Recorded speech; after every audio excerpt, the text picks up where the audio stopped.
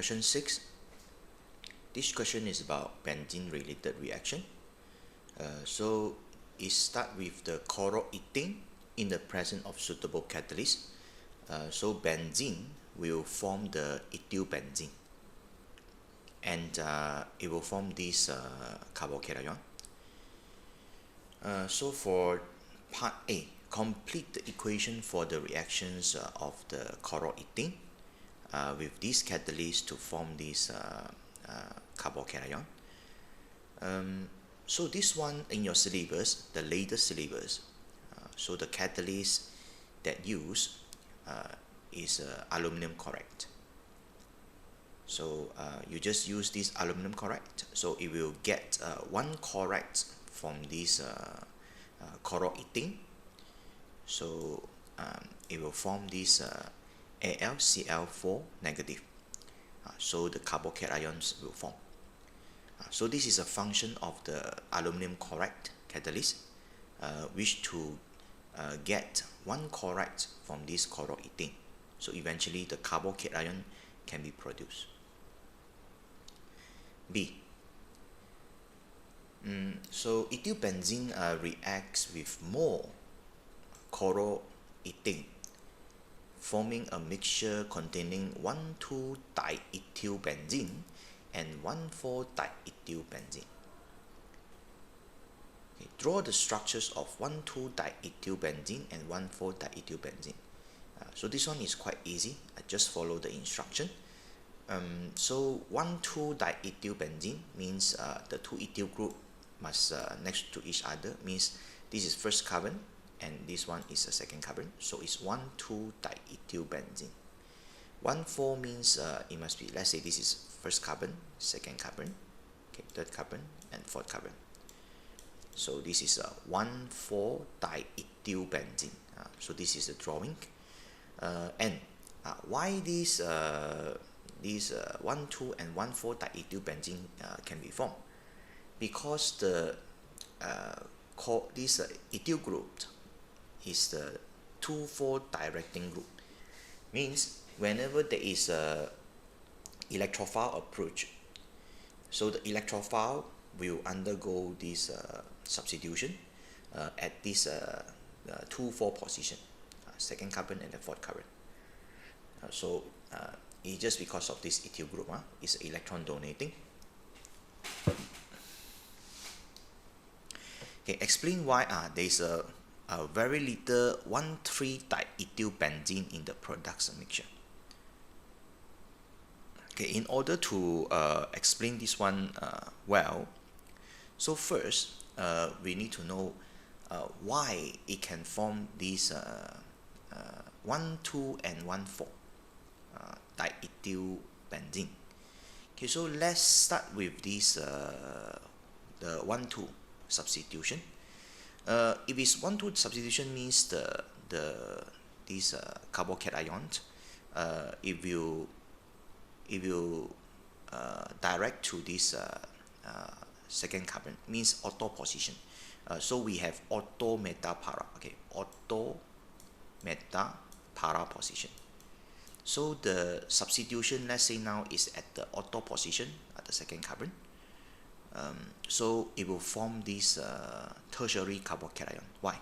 Because when the carbocations is approached, right? So the benzene ring will donate electrons to this carbocation to form bonding. So if let's say now is this auto substitution, means auto position. So when this bond form, then it will form this tertiary carbocation. Okay, this carbon is electron deficient now. So tertiary carbocation is more stable. Okay, if there is 1,4 substitution, means at the para position. If the substitutions at the para position, means the fourth carbon, the carbocation will bond here, right? Will be here, the fourth carbon, and it will form this intermediate.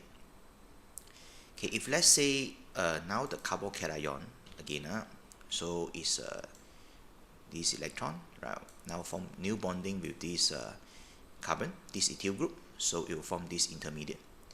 Okay, so first it will form this carbocation. So the charge positive is here. This is a secondary carbocation. But this is not the most stable one. So the electrons here will shift. This electron pair will shift here, and eventually it will form this tertiary carbocation. So after this electron shift, so it will form this again. So this carbon now with 1, 2, 3 alkyl group, so it's tertiary carbocation, also is stable. Okay, that's why when there is this ethylbenzene, right? So it will direct, or alkylbenzene, it will direct 2,4 substitution. So because it will form the more stable or the most stable carbocation. That's the reason, no? But of course, in the exam, it won't be so detailed. It just tell you what is happening. So why this 1,3 substitution is lesser? Because the question asks why the 1,3 diethylbenzene is very little. Okay, if let's say now, okay, the substitution, let's say here, go to this meta position. So now the ethyl group go to the third carbon and form bonding.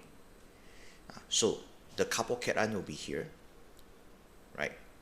And after that, these electrons shift, and it will form this another resonance structure. So this carbocation is still secondary, you see. This one is secondary. After the electron shift, so it's still secondary. Let's say now it shift again. These two electrons shift to this position, and eventually it will form this carbocation. So this carbocation also secondary. So means no matter how the electron shift to be, the carbocation for this 1,3 substitution is still form the less stable carbocation.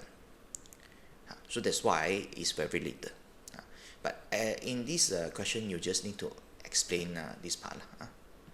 So because the ethyl group is electron donating and is 2,4 directing in this electrophilic substitution. That's all. Because this one is electron donating. Electron donating actually is when it's from this tertiary, because ethyl group is electron donating, so it stabilizes the carbocation. That's the electron donating means.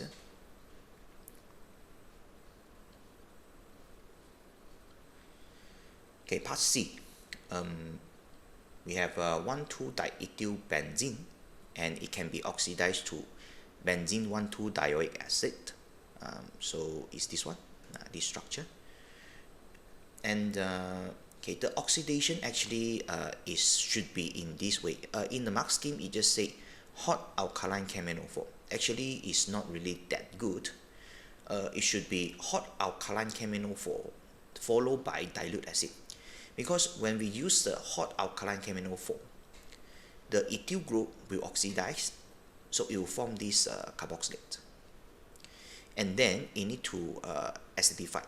So then it will form this dicarboxylic acid. So means you need to add the H plus there, right? So this is a better reagent and conditions. So first it must be hot alkaline KMnO4.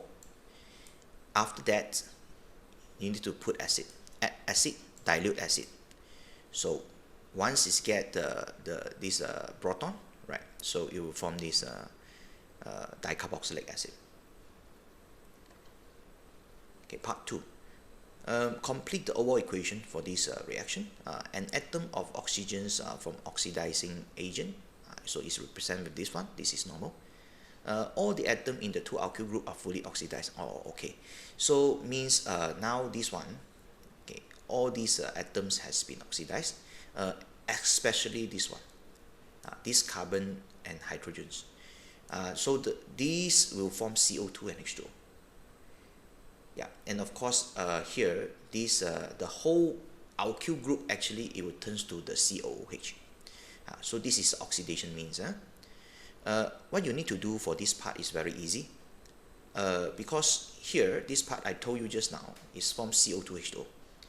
Okay, therefore you need to put the 1,2-diethylbenzene here, right? You just follow the way that they put, right? So since it's put C6H4 with 2 carboxylic acid group, so you just follow the same way, C6H4 with 2 ethyl group. And okay, here you need to fill up the CO2 and H2O, which is from this ethyl group, this carbon and hydrogen. And after that, first you need to balance carbon, then you balance hydrogen and balance oxygen, then you will get this equation. So I hope you understand. Again, because the 2 carbon here now is get oxidized, gone, so it's from the 2 CO2.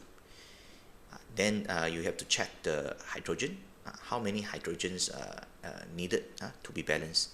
So you get about 8. After that, you just balance oxygen. So here you put 12, right? So this is a sequence. First you balance the carbon, then followed by hydrogen and oxygen. You will get this equation. Okay, part 3. Predict the numbers of peaks in the carbon-13 NMR of benzene 1,2-dioic acid. This is quite easy because this is a symmetric molecule. So means this carbon and this carbon actually they are equivalents. So form one peak. This carbon and this carbon also equivalent, form another one. This carbon also equivalent. This also equivalent. So therefore total you see 1, 2, 3, 4 peaks only.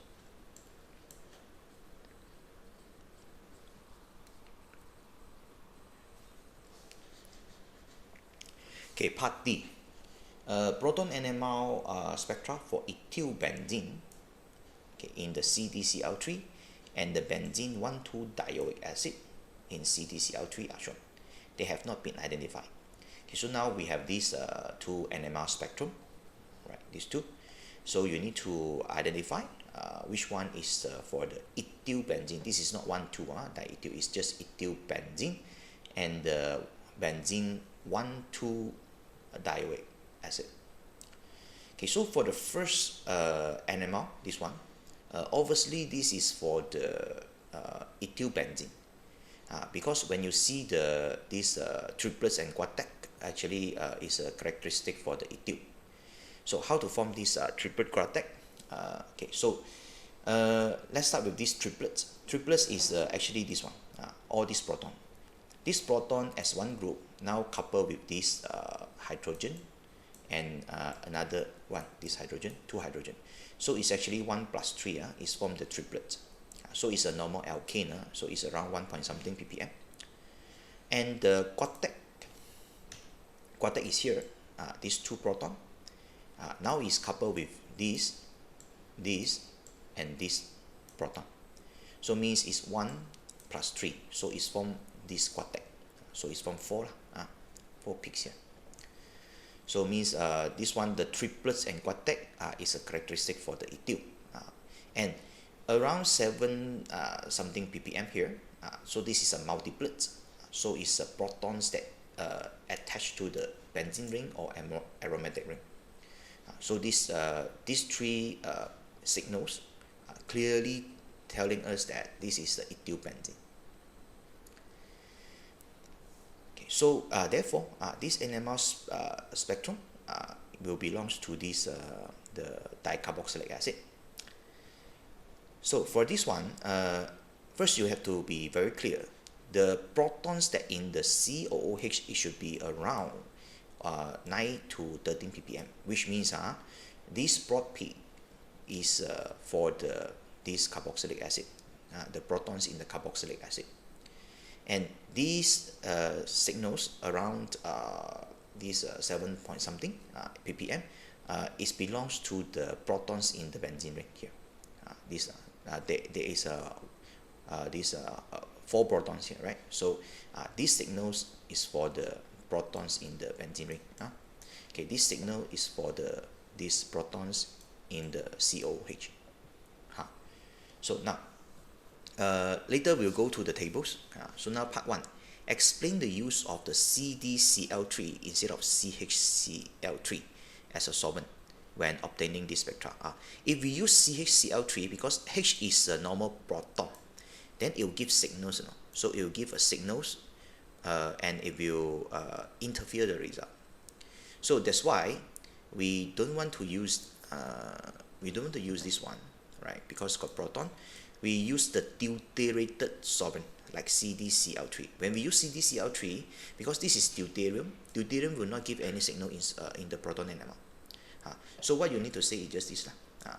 So the CdCl3, it does not cause a peak in this Proton NMR, so it will not interfere the results. Okay, part 2. Identify the substance shown by the spectrum in the figure 6.1.